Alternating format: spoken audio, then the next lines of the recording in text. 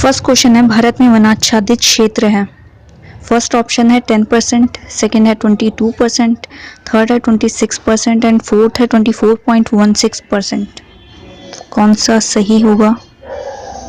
First नहीं, wrong होगा, इतना कम तो हो ही नहीं सकता। सेकेंड भी रॉन्ग, थर्ड भी रॉन्ग, फोर्थ करेक्ट है, 24.16% है।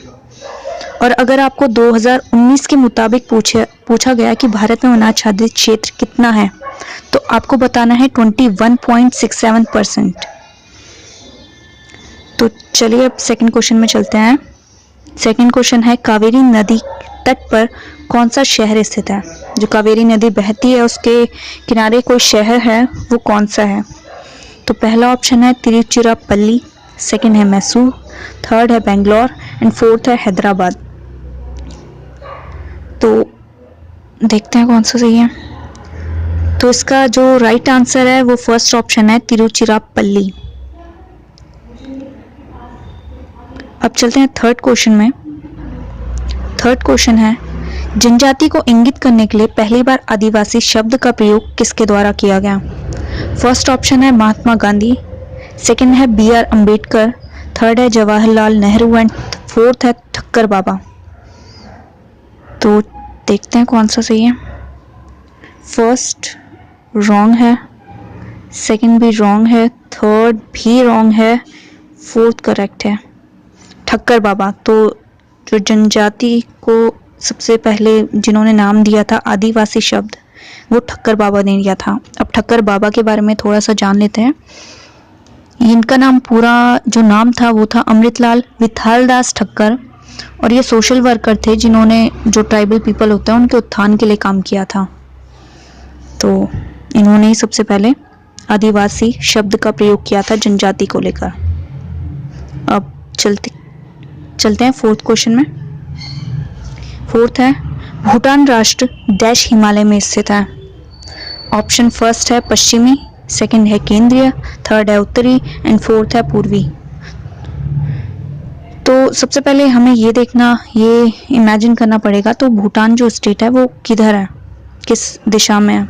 तो वो पूर्वी में ही है, तो पूर्वी हिमालय में स्थित होगा। तो इसका जो फोर्थ ऑप्शन है पूर्वी, ये एकदम करेक्ट है, बाकी सब रॉन्ग।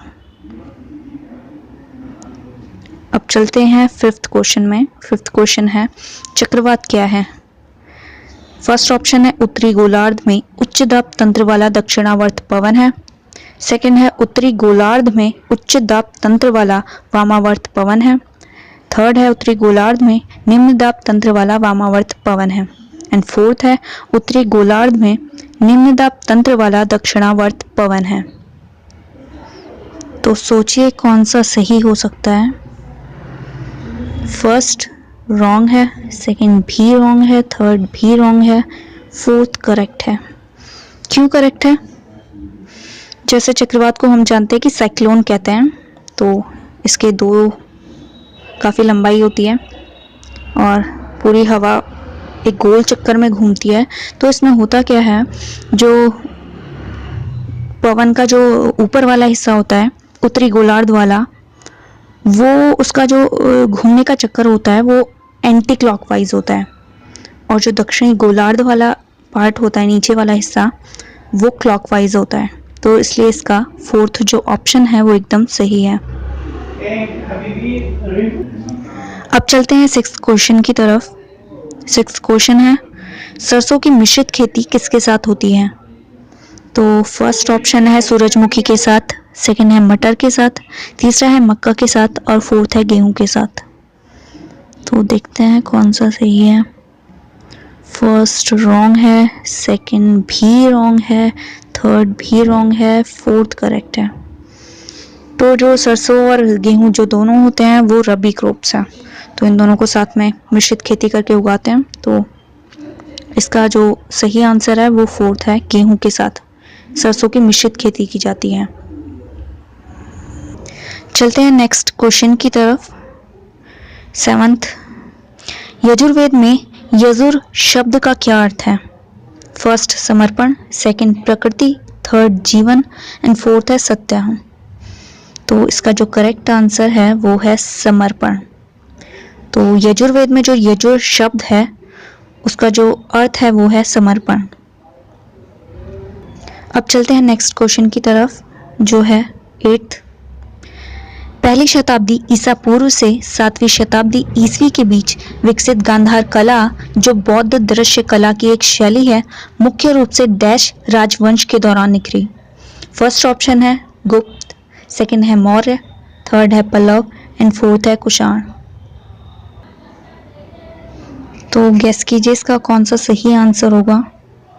फर्स्ट गुप्त नहीं, सेकंड भी रॉन्ग है, थर्ड भी रॉन्ग है, तो इसका जो करेक्ट आंसर है वो है कुषाण। तो मतलब यह है कि पहली शताब्दी ईसा पूर्व से 7वीं शताब्दी ईसवी के बीच विकसित गांधार कला जो बौद्ध कला दृश्य की एक शैली है, मुख्य रूप से कुषाण राजवंश के दौरान निखरी। अब चलते हैं नेक्स्ट क्वेश्चन की तरफ जो है सूची 1 में दिए गए खोजकर्ताओं की सूची सेकंड में दिए गए मार्गों के साथ सुमेलित कीजिए। मतलब जो भी ये खोजकर्ता है जिन्होंने किसी चीज की खोज की होगी वो किन किन मार्गों से होकर उन्होंने वो खोज की। तो फर्स्ट सूची में जो है ए नाम है क्रिस्टोफर कोलंबस, सेकंड है बार्थोलोम्यू डियाज, सी है मैगेलन एंड डी है वास्को डी गामा।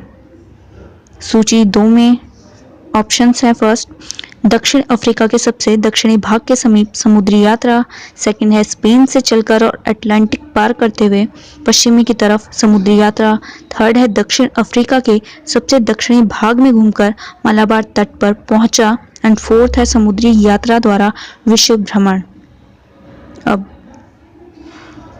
देखते हैं कि कौन सा सही है। तो क्रिस्टोफर कोलंबस ने अमेरिका की खोज की थी, ये तो पता होगा आपको। तो इसका जो सही आंसर है वो है सेकंड।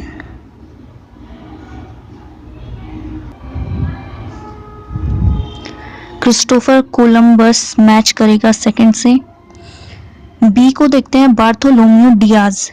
इन्होंने क्या किया था, इन्होंने दक्षिण अफ्रीका के जो सूची सेकंड में फर्स्ट नंबर है दक्षिण अफ्रीका के सबसे दक्षिणी भाग के समीप समुद्री यात्रा की थी। ठीक है।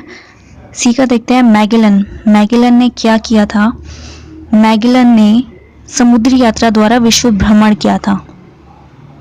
ठीक है। अब डी का देखते हैं वास्को डी गामा ने हमें पता है कि भारत की खोज की थी। तो लास्ट में जो बचा option third Vasco D gamma जाएगा फोर्थ में। तो इसका जो सही आंसर होगा ये होगा सेकंड। ये एक बार फिर से देख लेते हैं। क्रिस्टोफर कोलंबस ने अमेरिका की खोज की थी जो स्पेन से चलकर और अटलांटिक पार करते हुए पश्चिम की तरफ यात्रा की थी इन्होंने। बी का क्या था, बार्थोलोम्यू डियाज ने क्या किया था, इन्होंने दक्षिण अफ्रीका के सबसे दक्षिणी भाग के समीप समुद्री यात्रा की थी। मैगेलन ने क्या किया था, मैगेलन ने समुद्री यात्रा द्वारा विश्व भ्रमण किया था। और वास्को डी गामा ने क्या किया था, दक्षिण अफ्रीका के सबसे दक्षिणी भाग में घूमकर मालाबार तट पर पहुंचा था। ओके। अब चलते हैं 10th क्वेश्चन की तरफ जो है प्रथम स्वतंत्रता संग्राम कौन से वर्ष में हुआ था। फर्स्ट ऑप्शन है 1856, सेकंड है 1857, थर्ड है 1858 एंड फोर्थ है 1859। तो देखते हैं। इसका फर्स्ट ऑप्शन है 1856 जो कि गलत है, सेकंड आपका सही है, बाकी सब गलत है। तो 1857 की जो पहली स्वतंत्रता संग्राम था वो 10 मई को छिड़ा था, जो सबसे पहले मेरठ में, फिर दिल्ली, फिर बाकी जगहों में फैला था, जिसमें मंगल पांडे, झांसी की रानी और तात्या टोपे इन्वॉल्व थे। अब चलते हैं 11th क्वेश्चन की तरफ। स्वतंत्रता संघर्ष के दौरान हुए असहयोग आंदोलन की परिकल्पना में यह शामिल नहीं था। फर्स्ट ऑप्शन है ब्रिटिश उपाधियों का परित्याग, सेकंड है प्रशासनिक सेवाओं का बहिष्कार, थर्ड है विदेशी वस्तुओं का बहिष्कार एंड फोर्थ है आम दंगे। तो कौन सा शामिल नहीं था जो भी? तो फर्स्ट देखते हैं, ब्रिटिश उपाधियों का परित्याग, ये हुआ था। सेकंड में प्रशासनिक सेवाओं का बहिष्कार, ये भी हुआ था। विदेशी वस्तुओं का बहिष्कार, ये भी हुआ था। पर आम दंगे ये तो नहीं हो सकते, तो फोर्थ आपका सही है, बाकी सब गलत हैं। तो आम दंगे जो थे ये स्वतंत्रता संघर्ष के दौरान हुए असहयोग आंदोलन की परिकल्पना में शामिल नहीं था। ठीक है, नेक्स्ट क्वेश्चन की तरफ चलते हैं, जो है भारत के संविधान के अनुसार उच्च न्यायालय के किसी न्यायाधीश का स्थानांतरण एक से दूसरी जगह करने के लिए कौन अधिकृत होता है? फर्स्ट ऑप्शन है भारत के राष्ट्रपति, सेकंड है भारत के मुख्य न्यायाधीश, थर्ड है उच्चतम न्यायालय के कोई भी न्यायाधीश एंड फोर्थ है भारत के प्रधानमंत्री। तो बताइए कि कौन सा है सही है? फर्स्ट इसका सही है, बाकी सब गलत है। तो इससे पता लगता है कि जो भारत के राष्ट्रपति हैं, मतलब उनकी पावर इतनी है कि वो किसी भी उच्च न्यायालय के किसी भी न्यायाधीश का स्थानांतरण एक जगह से दूसरी जगह करवा सकते हैं, बाकी कोई नहीं करवा सकता।